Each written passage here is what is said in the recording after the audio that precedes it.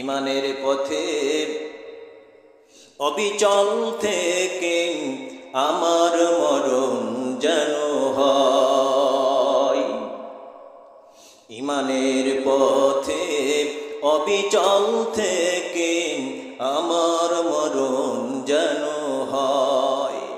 তোমারই কাছে মিনতি আমার, তোমারই কাছে মিনতি আমার, হে মহামহিম দয়াময়। ইমানের পথে অবিচল থেকে আমার মরণ যেন হয়। জোরে বলুন আমিন। আল্লাহ তাআলা বলেন ওয়ালানাবলুওয়ান্নাকুম বিশাইইম মিনাল খাউফি ওয়াল জু'i ওয়া নাকসিম মিনাল আমওয়াল ওয়াল আনফুসি ওয়াত তামারাত ওয়া বাশশিরিস সাবিরিন।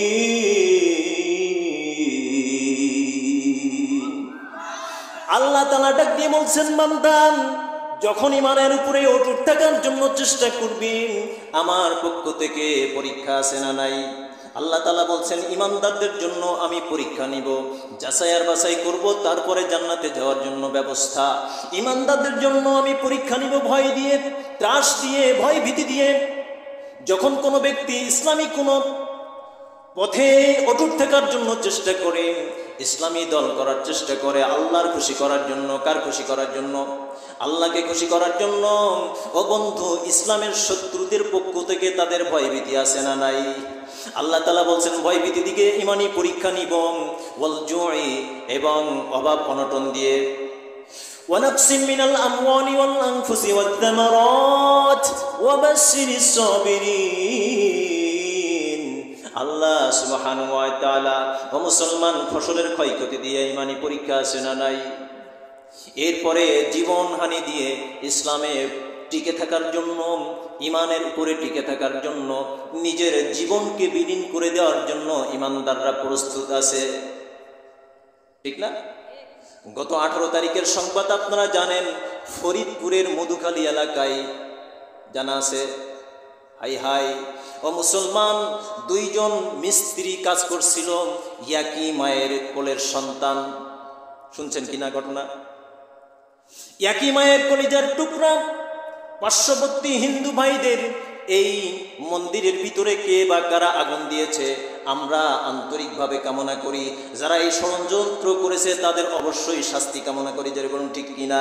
কারণ একটা মন্দিরে আগুন দেওয়া তো দূরে যাক, একটা মন্দিরের গায়ে আগুন দেওয়া দূরে যাক, কোরআনুল কারিমে মুসলমানদের আল্লাহ সুবহানাহু ওয়া তাআলা ঘোষণা দিয়েছে, ওয়ালা তাসুবুল্লাযীনা ইয়াদউনা মিন দুনিল্লাহ। খবরদার খবরদার, যারা আল্লাহকে ছাড়া অন্য কাউকে ডাকে, ওই সমস্ত দেবদেবীদের বিরুদ্ধে কোনো গালিগালাজ পর্যন্ত করা যাবে না। আগুন দেওয়া তো দূরে যাক, কিন্তু আফসোসের বিষয়, নিরপরাধ ব্যক্তি, অপরাধ কি নিরপরাধ, 2 সেই মিস্ত্রিকে পিটিয়ে উগ্রবাদী হিন্দু তারা পিটিয়ে তাকে হত্যা করেছে। আমার ভাইয়েরা, বন্ধুরা আমার, এরপরে এর বিরুদ্ধে যখন আন্দোলনে নেমে পড়ছে মুসলমানের সমাজ, তখন প্রশাসন গুলি করেছে তাদের। আমার ভাইয়েরা, ইমানের পথে অবিচল থেকে আমার মরণ যেন হয়। আমিন বলেন। আমার মুসলমান ভাইয়েরা, আল্লাহ তাআলা বলছেন এই জন্য ইমানের পরীক্ষা আমি নিব। আল্লাহ তাআলা ডাক দিয়ে বলছেন, নবী গো, যারা ইমানের উপরে অটুট থাকবে, আমি আল্লাহর পক্ষ থেকে তাদের জন্য সুসংবাদ আর খুশ খবর। ধৈর্য ধারণ যারা করতে পারবেন। এরপরে আল্লাহ তাআলা সূরা আনকাবুতে আল্লাহ বলছেন, ওয়াল্লাযীনা আমানু ওয়া আমিলুস সালিহাত লানুবাব্বিআন্নাহুম মিনাল জান্নাতি গুরাফান। জোরে বলুন সুবহানাল্লাহ। আল্লাহ বলছেন যারা ঈমান আনতে পারেন, যারা ঈমান আনলো এবং নেক কাজ করলো এবং ধৈর্য ধারণ করলো, আমি আল্লাহর পক্ষ থেকে সুসংবাদ হচ্ছে জান্নাতের ভিতরে তাদের জন্য স্পেশাল একটা ঘর বানায় দিব। সুবহানাল্লাহ। কি বানায় দেবে? আল্লাহ তাআলার পক্ষ থেকে যারা ধৈর্য ধারণ করে তাদের জন্য। ও মুসলমান বন্ধুরা, তাহলে এই প্রথম নাম্বার গুণ আমরা জানতে পারলাম, আল্লাহ ভালোবাসেন তাদেরকে যারা ধৈর্য ধারণ করতে পারে। বলুন সুবহানাল্লাহ। 1 নাম্বার কি বললাম? ধৈর্য ধারণকারী, যারা ইমানের উপরে অটুট থাকবে, ধৈর্য ধারণ করে। সম্মানিত হাজরিন, আমাদের অনেক সময় বিচলিত আমরা হয়ে যাই। অনেক সময় মা বোনদের আল্লাহর রাসূল বলেছেন যে উরিতুকুন্না আকতারা মিনান নার, আমি নারীদেরকে জাহান্নামের ভিতরে বেশি দেখেছি। ইয়া মাশারান নিসা তাসাদদাকনা, তোমরা বেশি বেশি সদকা করো, কারণ আমি জাহান্নামের ভিতরে তোমাদেরকে বেশি দেখেছি। কারণ কি? দুইটা কারণ সেখানে উল্লেখ করেছেন আল্লাহ নবী সাল্লাল্লাহু আলাইহি ওয়াসাল্লাম। তার ভিতরে একটা হচ্ছে তোমরা বেশি বেশি লানত করো।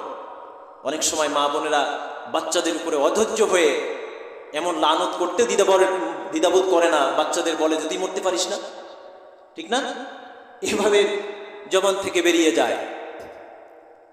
অধৈর্য হওয়া যাবে না, কারণ পিতামাতার দোয়া বিদ্যুতের চেয়ে গতিসম্পন্ন হয়ে আল্লাহর কাছে পৌঁছে যায়। সম্মানিত হাজিরিন, আবার অনেক সময় আমাদের ফসলাদির যখন ক্ষয়ক্ষতি হয়ে যায়, মাঠে ফসলাদি ক্ষয়ক্ষতি হয়ে গেছে, তখন মুসলমান ইমানদারদের জন্য মনে করতে হবে আল্লাহর পক্ষ থেকে পরীক্ষা, ঠিক না? আল্লাহর পক্ষ থেকে পরীক্ষা। ধৈর্য ধারণ করতে পারলে খুশি হয়ে যান কে? আল্লাহ খুশি হয়ে যান। আর অধৈর্য হয়ে গেলেই আল্লাহর ভালোবাসা থেকে ছিটকে পড়ে যাব। আল্লাহ তাআলা বলছেন ওয়াবাশশিরিস সাবিরিন, আল্লাহ ধৈর্য ধারণকারীদের জন্য শুভ সংবাদ দান করেছেন। তাহলে 1 নাম্বার গুণ, আল্লাহর ভালোবাসা পাইতে হলে ধৈর্য ধারণ করতে হবে। মনে থাকবে তো? 1 নাম্বার কি বললাম?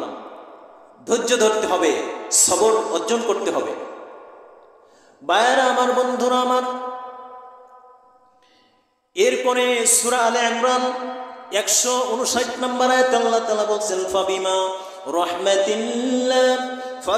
রাহমাতিন মিনাল্লাহি লিনতা লাহুম ওয়ালাউ কুনতা ফাজ্জান গালিজাল কলব লানফাদ্দু মিন হাওলিক ফা'ফু আনহুম ওয়াস্তাগফির লাহুম ওয়াশাবিরহুম ফিল আমর فإذا عزمت فتوكل على الله إن الله يحب المتوكلين। বলুন সুবহানাল্লাহ। আল্লাহ তাআলা দয়ার নবীকে রহমত আর বরকত দিয়ে সৃষ্টি করেছেন।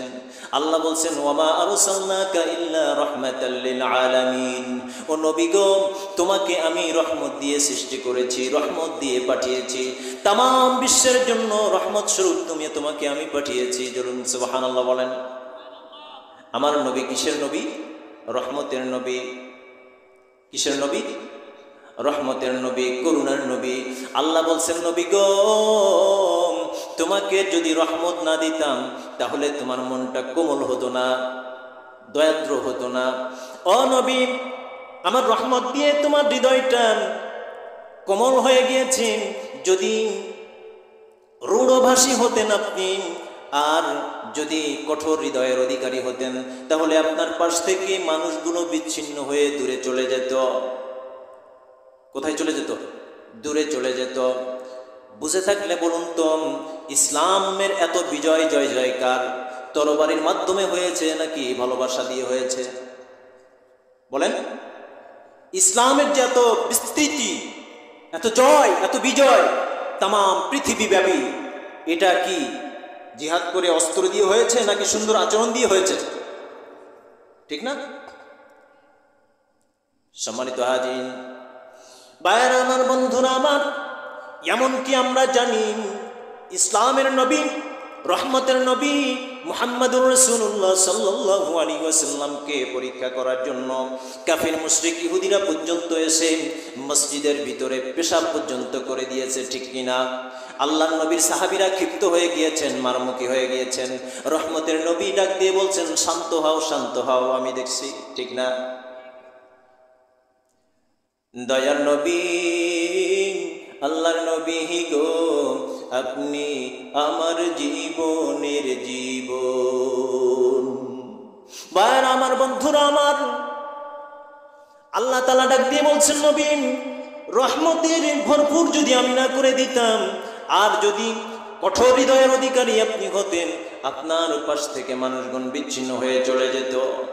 ও নবী গো, যখন কোনো পরামর্শ নিবেন, যখন কোনো সিদ্ধান্ত গ্রহণ করবেন, তখন সকলকে নিয়ে পরামর্শ করুন। ফাইদা আযামতা ফাতাওয়াক্কাল আলাল্লাহ, আর যখন কোনো কাজের সিদ্ধান্ত আপনি গ্রহণ করবেন, তখন আল্লাহর উপরে তাওয়াক্কুল করুন। জোরে বলুন সুবহানাল্লাহ। কার উপরে? আল্লাহর উপরে তাওয়াক্কুল করুন। আল্লাহর ভালোবাসা পাওয়ার জন্য 1 নাম্বার কি বলছিলাম? ধৈর্য ধারণকারী হতে হবে। 2 নাম্বার হচ্ছে আল্লাহ তাআলা বলছেন ইন্নাল্লাহা ইউহিব্বুল মুতাওয়াক্কিলিন, যারা আল্লাহর উপরে তাওয়াক্কুল করতে পারেন, আল্লাহর উপরে ভরসা করে, আমি আল্লাহ তাদেরকে ভালোবাসি। জোরে বলুন সুবহানাল্লাহ। ভরসা করতে হবে কার উপরে? আল্লাহর উপরে। যে অবস্থায় হোক না কেন আমার তাওয়াক্কুল আর ভরসা করতে হবে কার উপরে? আল্লাহর উপরে। ফাতাওয়াক্কাল আলাল্লাহ, আল্লাহর উপরে তাওয়াক্কুল করুন।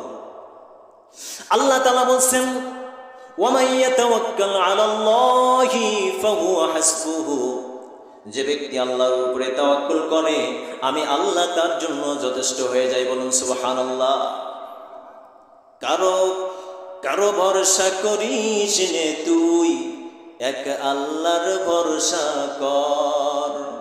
কারো ভরসা করিস নে তুই, এক আল্লাহর ভরসা কর।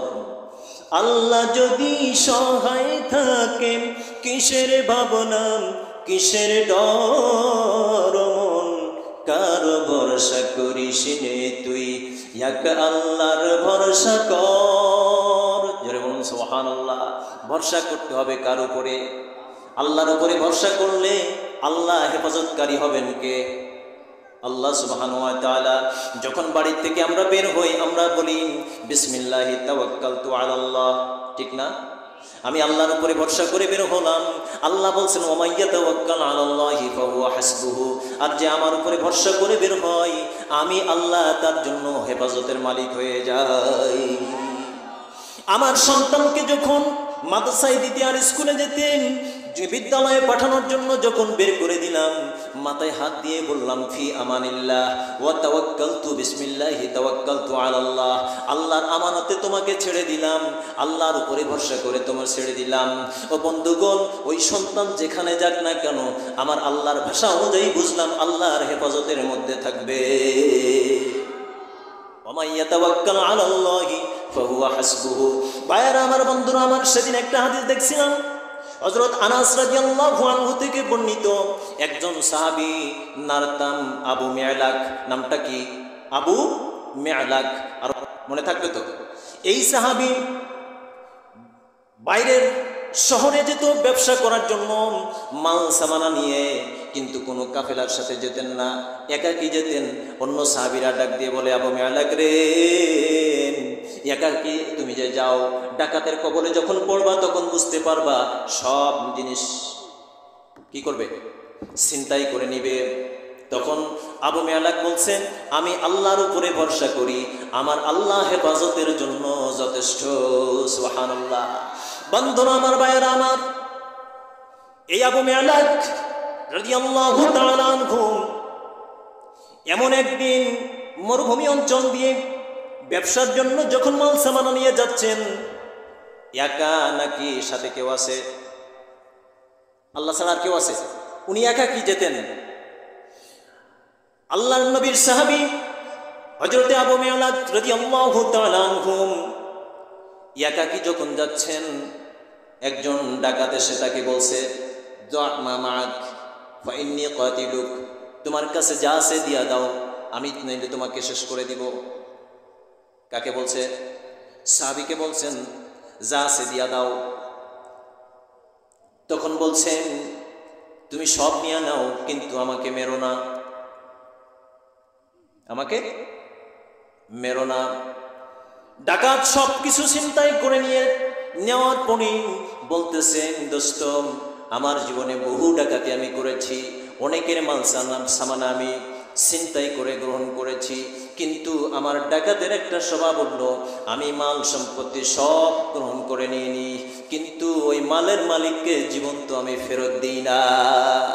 আজকে আমার হাতে তোমাকে মরতে হবে, কেউ বাঁচাতে পারবে না, পারবে না, পারবে না।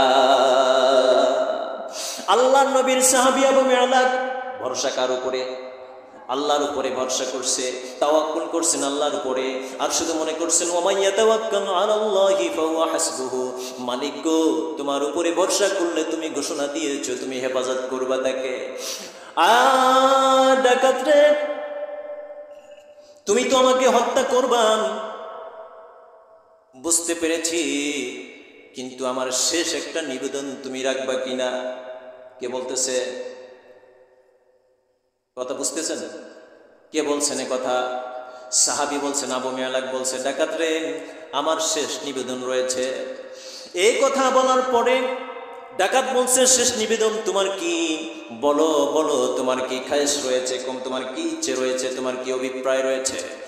আল্লাহর নবীর সাহাবী আবু মিআলাক ডাক দিয়ে বলছে, ডাকাত জীবনের ভিতরে শেষবারের মতো আমার মালিকের কদমে সিজদা দিতে চাই। ইদা আবিতুম ফাদারনি উসাল্লি আরবা রাকাতিন, তুমি আমাকে একটু সুযোগ দাও, 4 রাকাত সালাত আমি আদায় করে শেষবারের মতো আল্লাহর কদমে সিজদা দিয়ে আল্লাহকে একটু ডাকতে চাই। যখন যখন কেউ সাহায্যকারী থাকে না, তখন সাহায্যকারী থাকে কে? আরো জোরে বলুন, আল্লাহ সুবহানাহু ওয়া তাআলা। আল্লাহ তাআলা বলছে, উদউনি আস্তাজিব লাকুম, বান্দারে আমাকে ডাকতে দেরি, আমি সাড়া দিতে দেরি না। বন্ধুরা আমার ভাইরা, আল্লাহর নবীর সাহাবী এরপরে যখন উজু করেছেন, উজু করার পরে আল্লাহর জন্য কিবলামুখী হয়ে নামাজে দাঁড়িয়ে গিয়েছেন। নামাজের ভিতরে 3 রাকাতের সিজদায় যে আল্লাহর কাছে আরজু পেশ করছেন, ইয়া ওয়াদুদু ইয়া দাল আরশিল মাজিদ ইয়া ফাআলুল লিমা তুরিদ আসআলুকা বিইজ্জাতিক, এভাবে দোয়াটা আরো বড়। আল্লাহর কাছে বলছে, হে প্রেমময় আল্লাহ, ও আরশের মালিক আমার আল্লাহ, ও আল্লাহ তুমি ছাড়া আর কেউ নাই, তোমার ইজ্জতের কসম দিয়ে আমি আবু মিআলাক বলছি, আল্লাহ এই মরুভূমি অঞ্চলে চিৎকার মারলেও কেউ সাহায্য করার জন্য আমার পাশে কেউ আসবে না। ও আল্লাহ গো, আমি বুঝতেছি এই ডাকাত আমাকে ছাড়বেই না, তুমি যদি সাহায্য করো, তুমি যদি আমাকে হেফাজত করো আল্লাহ, কেউ নাই আমাকে হত্যা করার মতো। আমি তোমার কাছে সিজদায় লুটায়া আমি তোমার কাছে আরজু পেশ করছি, আল্লাহ এই ডাকাতের খপ্পর থেকে তুমি আল্লাহ আমাকে হেফাজত করো। বন্ধুরা আমার, ভাইয়েরা আমার, ভরসা কার উপরে করেছে? জোরে বলুন, আল্লাহর উপরে ভরসা। আল্লাহর উপরে ভরসা করলে সাহায্য করবেন কে? ওয়া মান ইয়াতাওয়াক্কাল আলাল্লাহি ফাহুয়া হাসবুহ, ফাহুয়া হাসবুহ। আছে না নাই? কোরআনুল কারীমে আল্লাহ বলছেন, সাহায্য আমাকে, আমার কাছে তাওয়াক্কুল করলে সাহায্য আমি করব, আমি তার জন্য যথেষ্ট। ও মুসলমান, আমরা হয়তো প্রশ্ন করতে পারি যে এত আল্লাহর উপরে ভরসা করি, কিন্তু আল্লাহ তো সাহায্য, আল্লাহর সাহায্য আসে না। তোমার তাওয়াক্কুলের ওয়েট যেমন বড়, আল্লাহর সাহায্য তেমন বড়। আমার তাওয়াক্কুলের ওজন যত, ওয়েট যত বেশি, আল্লাহর সাহায্য তেমনি ভাবে আসবে আমার জন্য। ঠিক না বেটি? আল্লাহ সুবহানাহু ওয়া তাআলা যখন কোন ঈমানদার আল্লাহর উপরে ভরসা করেন, ও মুসলমান বলতেছিলাম, আবু মিআলাক রাদিয়াল্লাহু তাআলা আনহু যখন এভাবে আল্লাহর কাছে সিজদায় লুটিয়ে পড়ে আল্লাহর কাছে সাহায্য প্রার্থনা করেছে, আল্লাহ সুবহানাহু ওয়া তাআলা ইচ্ছে করলেন ওই ডাকাতের জীবনটা ওখানে ধুলায় মিশিয়ে দিতে পারেন কি পারেন না? কিন্তু আল্লাহ বুঝাতে চাচ্ছেন, আবু মিআলাকের ডাকের সাড়া আমি আল্লাহ আরশে আজিম থেকে দিয়েছি। আল্লাহ সুবহানাহু ওয়া তাআলা এমন একটা সাহায্যকারী তার জন্য পাঠাইছেন। ও মুসলমান, হযরতে আবু মিআলাক নামাজ শেষ করতে যাচ্ছেন, মনের ভিতরে এই ইচ্ছে রয়েছে, আল্লাহ যদি সাহায্যকারী না পাঠান, আল্লাহ যদি হেফাজত না করেন, আমার মৃত্যু অবধারিত। আবু মিআলাক নামাজ পড়তেছেন, আর পিছনে খোলা তরবারি নিয়ে দাঁড়িয়ে আছেন কে? কে? ডাকাত দাঁড়িয়ে রয়েছে, মাথার উপরে তরবারি, সালাম ফিরানো শেষ, মাথা থেকে পা পর্যন্ত দ্বিখণ্ডিত করতে শুরু। এরপরে যখন আসসালামু আলাইকুম ওয়া রাহমাতুল্লাহ, আসসালামু আলাইকুম ওয়া রাহমাতুল্লাহ বলে নামাজ শেষ করেছেন, আবু মেলাক যে দেখেন সামনে থেকে কে যেন একটা তীর নিয়ে, আপনার তীর ধনুক নিয়ে তীর ছুঁড়ে মেরেছে, মাথার উপর দিয়ে ডাকাতের বুক ভেদ করে ওপারে চলে গেছে, ধুলাই লুটিয়ে পড়েছে ডাকাত। জোরে বলুন সুবহানাল্লাহ। কারো ভরসা করিস নে তুই, এক আল্লাহর ভরসা কর। কারো ভরসা করিস নে তুই, এক আল্লাহর ভরসা কর। আল্লাহ যদি সহায় থাকে, কিসের ভাবনা কিসের ডর। কারো ভরসা করিস নে তুই, এক আল্লাহর ভরসা কর। আবু মেলাক ডাক দিয়ে বলছে আল্লাহু আকবার আল্লাহ। ওই ব্যক্তি যখন নিকটবর্তী হয়েছে, আবু মেলাক উঠে দাঁড়িয়ে আবেগে আপ্লুত হয়ে, খুশিতে বাগবাগ হয়ে যখন ডাক দিয়ে বলছে আসসালামু আলাইকা ইয়া আখি, ও ভাই, ও ভাই তুমি কে গো ভাই? এই জনমানবহীন জায়গায়, মরুভূমি অঞ্চলে আমি তো কাউকে দেখি না, কেউ তো সাহায্যকারী আসার মতো আমার ছিল না। বাইরে তুমি কোত্থেকে আসলেন?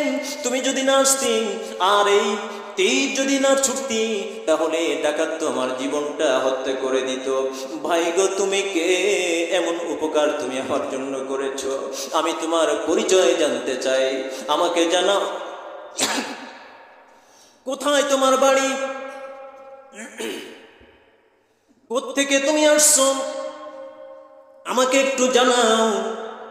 লোকটা বলতেছেন ও আবু মেলাক, তুমি যখন নামাজের ভিতরে সিজদায় লুটায়ে পড়েন, ইয়া ওয়াদুদু ইয়া দাল আরশিল মাজিদ বলে এই দোয়া তুমি কি পড়েছিলে? আবু মেলাক ডাক দিয়ে বলছে ভাই গো, ডাকাত পর্যন্ত, পাশে থাকা ডাকাত পর্যন্ত দোয়াটার কথা তো শুনে নাই, আমি মনে মনে আমার মালিককে ডেকেছি, তুমি কিভাবে জানলে বলো?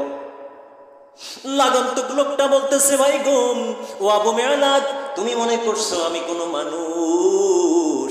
আমি কোনো এই দুনিয়ার পৃথিবীর কোনো মানুষ নই। তুমি যখন এই দোয়া করেছো, আরশে আজিম থেকে আল্লাহ খুশি হয়ে আমাকে পাঠিয়ে দিয়েছে। আমি কোনো মানুষ নই, আমি আল্লাহর পাঠানো একজন ফেরেশতা। তাহলে বিপদে মুসিবতে, সুখে দুঃখে, সর্ব অবস্থায় তাওয়াক্কুল যদি করতে হয়, করব কার উপরে? আরো জোরে বলুন। আল্লাহর উপরে ভরসা করলে আল্লাহ ওই ব্যক্তিকে ভালোবাসেন, হেফাজত তো করেনই করেন। আল্লাহ তাআলা কোরআনুল কারীমে বলছে আমি ওই বান্দাকে ভালোবাসি। বলুন সুবহানাল্লাহ। তাহলে আল্লাহর ভালোবাসা আমরা পাইতে চাই কি চাই না? আরো জোরে বলুন। আমরা যদি আল্লাহর ভালোবাসা পাইতে চাই, কোরআনুল কারীম থেকে বুঝলাম এক নম্বর গুণ সম্পন্ন ব্যক্তি যারা আল্লাহ তাআলাকে ভালোবাসে, আল্লাহ তাআলা তাদেরকে ভালোবাসে, তারা হচ্ছে ধৈর্য ধারণকারী। জোরে বলুন কারা? ধৈর্য ধারণকারী, সবরকারী। 2 নাম্বার, সর্ব অবস্থায় তাওয়াক্কুল করতে হবে কার উপরে? আল্লাহর উপরে তাওয়াক্কুল করতে হবে। নাকি এগুলো কোরআন থেকে বলছি না, আমি বানিয়ে বললাম? আয়াতে কারিমার নোট, আয়াতে কারিমার সংখ্যা উল্লেখ করে বলতেছি, আল্লাহ তাআলা বলছে ইন্নাল্লাহা ইউহিব্বুল মুতাওয়াক্কিলিন। যারা আল্লাহর উপরে ভরসা করে আল্লাহ তাদেরকে ভালোবাসেন। একবার বলুন সুবহানাল্লাহ। বন্ধুরা আমার, গুণ কয়টা পেলাম? আল্লাহর ভালোবাসা পাওয়ার জন্য গুণ কয়টা পেলাম? 3 নাম্বার আল্লাহ তাআলা বলছেন সূরা বাকারা 222 নম্বর আয়াতে আল্লাহ বলছেন ইন্নাল্লাহা ইউহিব্বুত তাওয়াবিন ওয়া ইউহিব্বুল মুতাতাহহিরিন। আল্লাহ তাআলা তওবাকারীদেরকে ভালোবাসেন। কাদের? তওবাকারীদেরকে ভালোবাসেন। আমরা মনে করি মুসলমান, গুনাহ আল্লাহ তাআলা, মানুষ হিসেবে আল্লাহ তাআলা আমাদেরকে তৈরি করেছেন, আমাদের তবিয়ার গুনাহ করা, গুনাহ করতে ভালো লাগে। শয়তানের ধোঁকায় পড়ে, নফসের খায়েশ, বয়সের দোষে বিভিন্নভাবে আমরা গুনাহে লিপ্ত হতে মজা পাই। ঠিক না বেঠিক? কিন্তু ওই পাপী সবচেয়ে ভাগ্যবান এবং ভালো উত্তম, যে গুনাহ করার পরে গুনাহ ছেড়ে দিয়ে আল্লাহর কাছে তওবা করে ফিরে আসে। ও মুসলমান, আল্লাহর নবী সাল্লাল্লাহু আলাইহি ওয়াসাল্লাম বলেন, কোন ব্যক্তি যখন আল্লাহর রাস্তায় তওবা করে ইস্তিগফার করে গুনার জন্য ক্ষমা চেয়ে আল্লাহর কাছে ফিরে আসে, আল্লাহ বড় খুশি হয়ে যায়। সুবহানাল্লাহ। আল্লাহ ওই পাপী বান্দাকে ভালোবাসে। শুধু ভালোবাসে না, কোরআনুল কারীমে আল্লাহ বলছেন, ইউবাদদিলুল্লাহু সাইয়্যাতিহিম হাসানাত। সুবহানাল্লাহ। কোন পাপী ব্যক্তি যখন অপরাধ থেকে, পাপ থেকে তওবা করে আল্লাহর রাস্তায় ফিরে আসে, ও বন্ধু, ওর ওই পাপগুলো আল্লাহ তাআলা গুনাহ মাফ করে দেন। শুধু মাফ করেন না, ওই গুনার জায়গাগুলো খালি রাখেন না, সওয়াব দিয়ে পাল্টে দেন। সুবহানাল্লাহ। সওয়াব দিয়ে ভরে দেন। ভাইরা আমার, বন্ধুরা আমার, আল্লাহ তাআলা তওবা যারা করে, এই তওবাকারীদেরকে আল্লাহ কেমন ভালোবাসেন। আল্লাহর নবী জনাবে মুহাম্মদুর রাসূলুল্লাহ সাল্লাল্লাহু আলাইহি ওয়াসাল্লাম হাদিস শরীফে বর্ণনা করে বলছেন, একজন ব্যক্তি যখন উট হারিয়ে যায় মরুভূমি অঞ্চলে, সেই উটের উপরে তার খানাপিনা জীবন ধারণের জন্য ব্যবস্থা ছিল। মুসলমান, শত শত মাইল, শত শত হাজার হাজার কিলোমিটারের ভিতরে কোনো মানুষের জনবসতি নাই, এমন অবস্থায় সে যাচ্ছিল। উটের উপরে তার খানাপিনা ছিল জীবন ধারণের জন্য। এমন অবস্থায় একটু ছায়ায় আশ্রয় নিয়ে ঘুমের ভিতরে পড়ে গেছে। কি হয়েছে? ঘুমিয়ে পড়েছে। চেতনা পেয়ে জাগ্রত হয়ে দেখে তার মাল সামানা সহ উটটা হারিয়ে গেছে, আর খুঁজে পাচ্ছে না। এখন সে তালাশ, খোঁজ খুঁজে খুঁজে খুঁজে খুঁজে চোখের পানি রাখতে পারে না, কারণ এখন তো চেষ্টা করলেও কোনো মানুষের সাহায্য পাওয়া যাবে না। এখন ওই উটের উপরে খানাপিনা ছিল, উট যদি খানাপিনা না নিয়ে আসে, ফিরে না আসে, তাহলে জীবনটা না খেয়ে ওখানে শেষ হয়ে যাবে। এই অবস্থায় যখন হতাশাগ্রস্ত হয়ে কাঁদতেছে, কাঁদতে কাঁদতে কাঁদতে কাঁদতে এক সময় আবার ঘুমের ভিতরে পড়ে গেছে। জাগ্রত হয়ে দেখে সেই মাল সামানা নিয়ে, খাদ্য পানীয় নিয়ে উট তার সামনে এসে দাঁড়ান। সুবহানাল্লাহ। তাহলে লোকটা খুশি হয়ে গেছে না? খুশিতে বাগবাগ হয়ে গেছে। আল্লাহ, জীবন ধারণের জন্য আবার হারানো জীবনটা যেন খুঁজে পেলাম। এই অবস্থায় অন্য একটা রয়াতে আসছে, ওই ব্যক্তি এমন খুশি হয়ে গেছে, আল্লাহকে খুশি হয়ে আল্লাহকে শুকরিয়া আদায় করার জন্য ডাক দিয়ে বলছে, আল্লাহ, তুমি আমার রব, তুমি আমার মালিক, আমি তোমার গোলাম। এ কথা আরবিতে, আরবি ভাষাভাষী আরব দেশের লোক বলছে, আল্লাহুম্মা আনতা আবদি ওয়া আনা রাব্বুক। বলতে গেছে, আল্লাহ, আল্লাহুম্মা আনতা রব্বি ওয়া আনা আবদুক। আল্লাহ, তুমি আমার মালিক, আমি তোমার কি? গোলাম। আল্লাহ, তুমি আমার মালিক, আমি তোমার গোলাম। এভাবে খুশি হয়ে চোখের পানি ছেড়ে দিয়ে বলতে গেছে, কিন্তু আবেগে আপ্লুত হয়ে কথা পাল্টে গেছে, বলছে, আল্লাহ, তুমি আমার গোলাম, আমি তোমার রব। আল্লাহ খুশি হয়ে গেছে। আল্লাহ মনের খবর রাখেন কি রাখেন না? আল্লাহ খুশি হয়ে গেছে। আল্লাহ নবী সাল্লাল্লাহু আলাইহি ওয়াসাল্লাম বলেন, ওই হারানো উট ফিরে আসার কারণে ওই মালিক যেমন খুশি হয়ে গেছে গো, আমার মালিকের বান্দা যখন অন্যায় থেকে তওবা করে ফিরে আসে, জাহান্নামের পথ থেকে জান্নাতের পথে চলে আসে, ইমান কুফরির পথ থেকে ইমানের রাস্তায় চলে আসে, আমার আরশের মালিক আল্লাহ ওই হারানো উটের মালিকের চেয়ে অনেক গুণ বেশি খুশি হয়ে যায়। তাহলে তওবা করা লাভ না লস? আল্লাহর কাছে তওবা করে গুনাহ থেকে ফিরে আসলে আল্লাহ তাদেরকে ভালোবাসেন। সুবহানাল্লাহ। আল্লাহ তাআলা বলছেন, কুল ইয়া ইবাদিয়াল্লাযীনা আসরাফু আলা আনফুসিহিম লা তাকনাতু মির রাহমাতিল্লাহ ইন্নাল্লাহা ইয়াগফিরুয যুনুবা জামিআ ইন্নাহু হুয়াল গফুরুর রহিম। জোরে বলুন সুবহানাল্লাহ। আল্লাহ বলছে সূরা মুসলমান সূরা জুমার 53 নম্বর আয়াতে বলছেন, ও হতাশাগ্রস্ত বান্দা, তুই কোথায় যাস? ফিরে আয়, আল্লাহর রহমত থেকে নিরাশ হয়ে যাস না, কারণ তুই যদি তওবা করে ফিরে আসিস, তোর পিছনের সব গুনাহ আমি আল্লাহ তাআলা মুছে মাফ করে দেব। জোরে বলুন সুবহানাল্লাহ। কারণ আমি রহমান, আমি দয়ালু, আমার দয়ার শেষ নাই। বন্ধুরা আমার, আল্লাহ নবী বলছেন, ইমানদার ব্যক্তি যারা গুনাহকে এমনভাবে ভয় পায় যেন সে একটা পাহাড়ের নিচে বসে আছে। কোথায়? ফাইন্নাহু কায়িদুন তাহতাল জাবাল, যেন একটা পাহাড়ের নিচে বসে আছে, কখন ওই পাহাড় ভেঙে তার মাথার উপরে পড়বে। আন্নাল ফাজির, কিন্তু পাপী ব্যক্তি কি মনে করে? ইয়ারা যুনুবাহু কাযুবাবিন, সে মনে করে নাকের ডগায় একটা মাছি উঠতেছে, থাপ্পড় মারলে চলে যাবে। ঠিক কিনা? আল্লাহর বান্দা এভাবে, যারা ইমানদার ব্যক্তি তারা গুনাহকে ভয় পায়, গুনার কাছেও যায় না। যদিও গুনাহ হয়ে যায়, ক্ষমা চাই কার কাছে? আল্লাহর কাছে। ক্ষমা করে দেন আল্লাহ সুবহানাহু ওয়া তাআলা। আল্লাহ ক্ষমা করার দেওয়ার জন্য প্রস্তুত। বান্দা শুধু চোখের পানি ছেড়ে দিয়ে একটু কাঁদবে, আল্লাহর কাছে তওবা করবে, আল্লাহ অপরাধ হয়ে গেছে, তুমি আমাকে মাফ করে দাও। আল্লাহ তাআলা মাফ করে দিবেন। সুবহানাল্লাহ।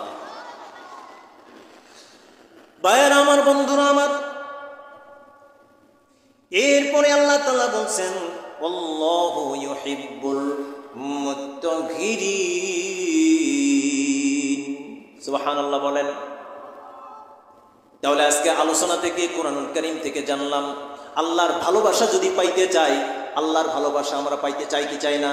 তাহলে আল্লাহর ভালোবাসা পাইতে হলে 1 নম্বর ধৈর্য ধারণকারী হতে হবে। 2 নম্বর হচ্ছে তাওয়াক্কুল করতে হবে কার উপরে? জোরে বলুন, আল্লাহর উপরে। 3 নম্বর কি পেলাম? তওবা করতে হবে কার কাছে? তওবা করলে আল্লাহ ভালোবাসেন তওবাকারীকে। আমার ভাইয়েরা, 4 নম্বর হলো আল্লাহ তাআলা তাদেরকে ভালোবাসেন যারা পবিত্রতা অর্জন করতে জানে, পবিত্রতা অর্জন করে, পবিত্রতা অর্জনকারী, তাদেরকে আল্লাহ কি করেন? ভালোবাসেন। আল্লাহ পাক এবং পবিত্র। যদি বলুন সুবহানাল্লাহ। আমরা যে সুবহানাল্লাহ বললাম, এই সুবহানাল্লাহ মানে আমরা অর্থ জানি? জানি? কে কে জানি দেখি সুবহানাল্লাহর অর্থ কে কে জানি? আমরা তেমন জানি না, ঠিক না?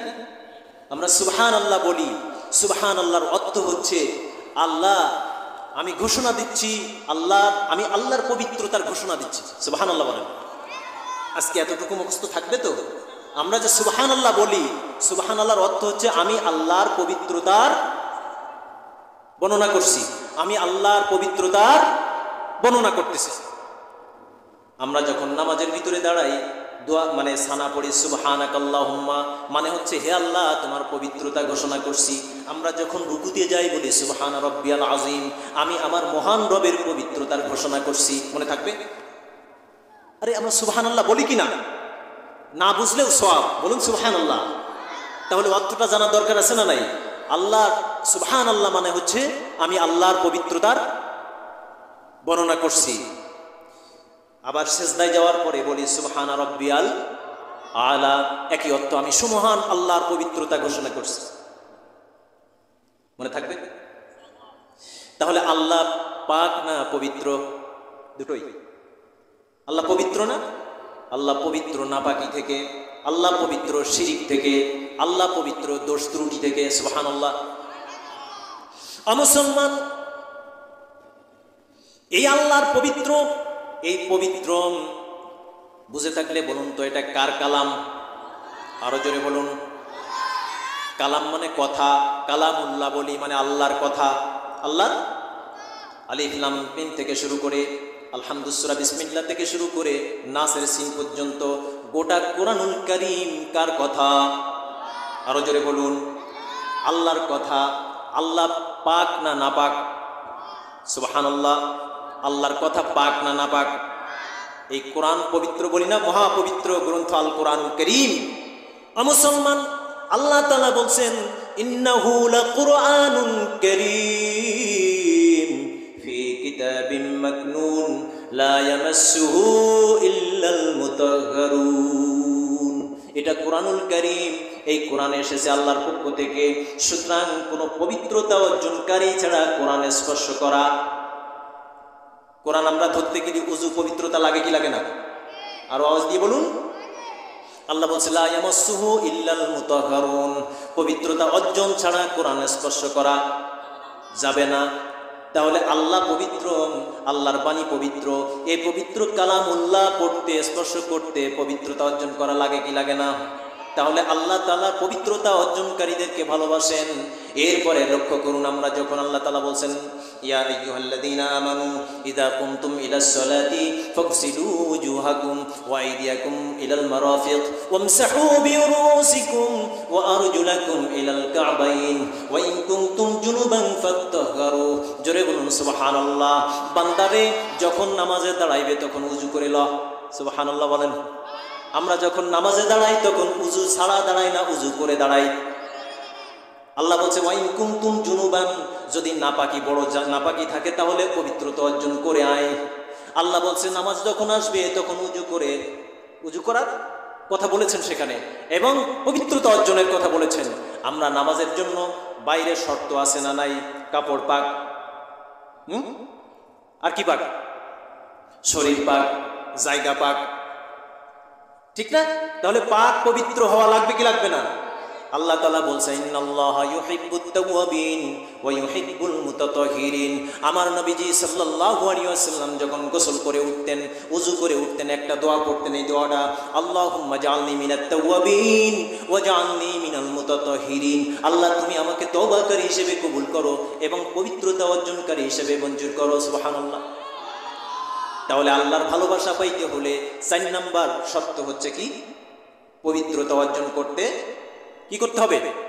পবিত্রতা অর্জন করতে হবে। আবার আল্লাহ তাআলা বলছেন ওয়ায়াসআলুনাকা আনিল মাহিদ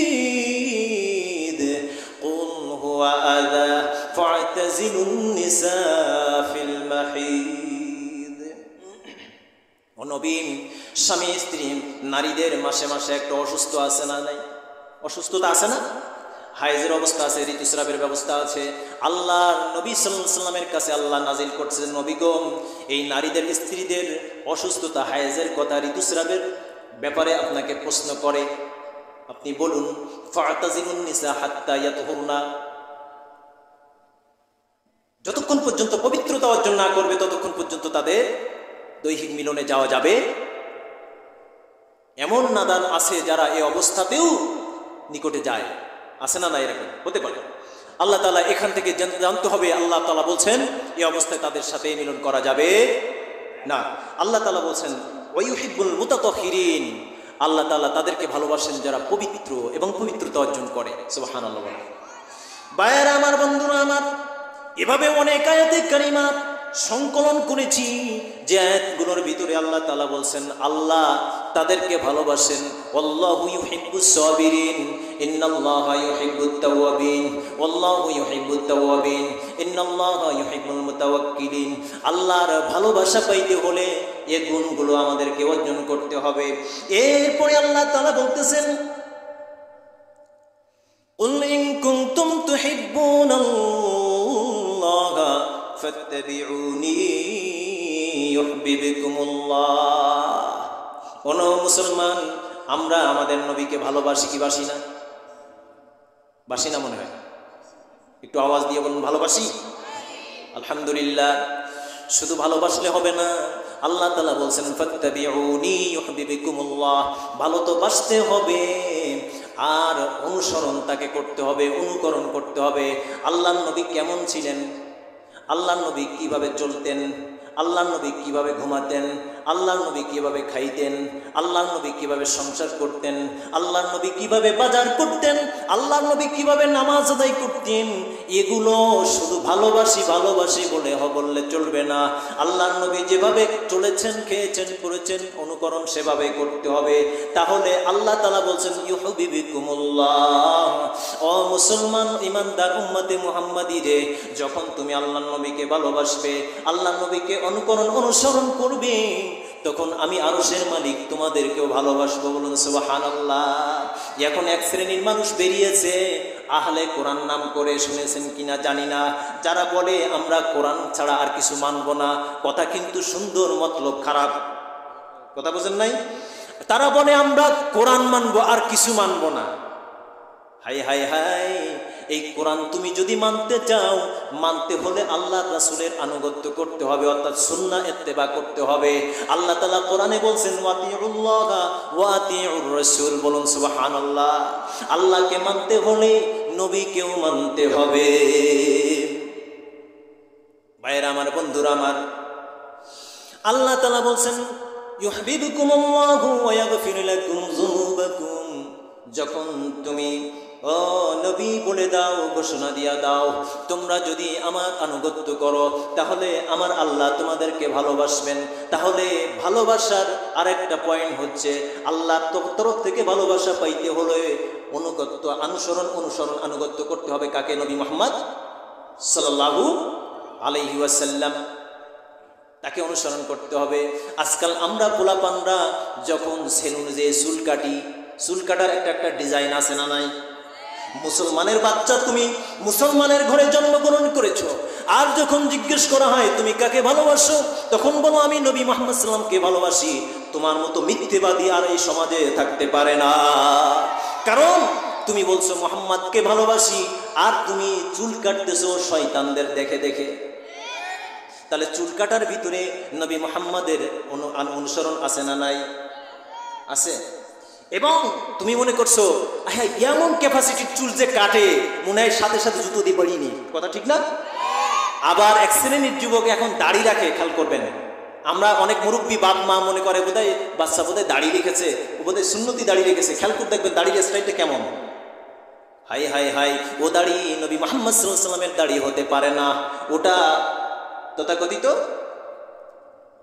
দাদার দাড়ি। আল্লাহু আকবার।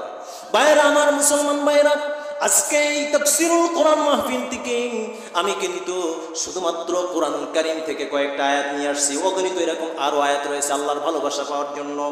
ভাইরা মুসলমানগণ, আল্লাহর ভালোবাসা পাইতে হলে যে গুণগুলো বললাম তার ভিতরে একটা হচ্ছে নবী মুহাম্মদ সাল্লামকে অনুসরণ করা। আর তাকে অনুসরণ করতে হলে হায় হায়, এখন অনেক কিছু বাংলায় অনুবাদ করে বের হয়েছে, অনেক কিছু পড়লাম। একটা বইয়ের নাম বলবো, যারা বাংলা পড়তে পারেন বলি, সেটা হচ্ছে শামায়েলে তিরমিজি। নাম কি? শামায়েলে তিরমিজি। ইমাম তিরমিজি রাহমাতুল্লাহ আলাইহি তার গ্রন্থে রাসূলের সব চিত্রগুলো সেখানে ফুটিয়ে তুলেছেন। এগুলো বাংলায় অনুবাদ হয়েছে, আপনাদের আরবি বাংলায় অনুবাদ হয়েছে। যদি পারেন, হাত জোড় করি, অনুরোধ করি, যারা পারেন এই গ্রন্থটা কিনবেন। তাতে আল্লাহ নবী কেমন ছিলেন, আল্লাহ নবী সাল্লাল্লাহু আলাইহি ওয়াসাল্লাম বলেছেন, আমরা আল্লাহ নবীকে স্বপ্নে দেখতে চাই কি চাই না? আরো জোরে বলুন। তাই আল্লাহ নবীকে স্বপ্নে দেখতে চাই। নবীকে আমরা দেখতে পাইনি সরাসরি, ঠিক না? আমরা নবীকে দেখতে চাই, আমরা নবীর জিয়ারতে যেতে চাই, ঠিক কিনা? আমরা মদিনায় যেতে চাই। মদিনা যাইতে পারলাম না, মদিনা দেখতে পারলাম না। কি আশা আছে না নাই? আমি অসহায় তাই এত দূরে রই, আমি অসহায় তাই এত দূরে রই, শুধুই সালাম জানাই নবী মদিনা যাইতে পারলাম না, মদিনা দেখতে পারলাম না। আল্লাহ কবুল করুন, বলুন আমিন। এই শামায়েলে তিরমিজির ভিতরে আল্লাহর নবী কিভাবে ঘুমাতেন আছে, আল্লাহর নবীর চুল কেমন ছিল তাও লেখা আছে, সুবহানাল্লাহ বলেন। আল্লাহর নবী কেমন উঁচু ছিলেন তাও লেখা আছে, আল্লাহর নবীর আঙ্গুল কেমন ছিল তাও লেখা আছে, সুবহানাল্লাহ। আল্লাহর নবী যখন হাঁটতেন তখন সামনে ঝুঁকে হাঁটতেন, এটাও লেখা আছে। তাহলে যদি পারি বইটা পড়বো এবং সে অনুযায়ী আমল করবো। তাহলে আল্লাহর ভালোবাসা পাইতে হলে 1 নম্বর কি বললাম? ধৈর্য ধারণ করতে হবে কার উপরে? 2 নম্বর হলো তাওয়াক্কুল করতে হবে কার উপরে? 3 নম্বর কি পেলাম? তওবা করতে হবে আল্লাহর কাছে। 4 নম্বর কি বললাম? পবিত্রতা অর্জন করতে হবে, পাক ও পবিত্র থাকতে হবে। এবং 5 নম্বর কি বললাম বলুন তো? সর্বশেষ কি বললাম? আল্লাহর নবীর আনুগত্য করতে হবে, আল্লাহর নবীর অনুসরণ করতে হবে, ভালোবাসতে হবে, ঠিক কিনা? আল্লাহ সুবহানাহু ওয়া তাআলা আমাদের এই কোরআনুল কারীমের আয়াত থেকে যে আলোচনাগুলো শুনলাম এবং যে গুণগুলো অর্জন করলে আমার মালিক খুশি হয়ে যায় এবং ভালোবাসা অর্জন করা যায়, তার ভালোবাসা পেয়ে, তার রাসূলের ভালোবাসা পেয়ে দুনিয়ায় কল্যাণ, আখিরাতে মুক্তির ফয়সালা আল্লাহ তাআলা করে দিন। জোরে বলুন আমিন।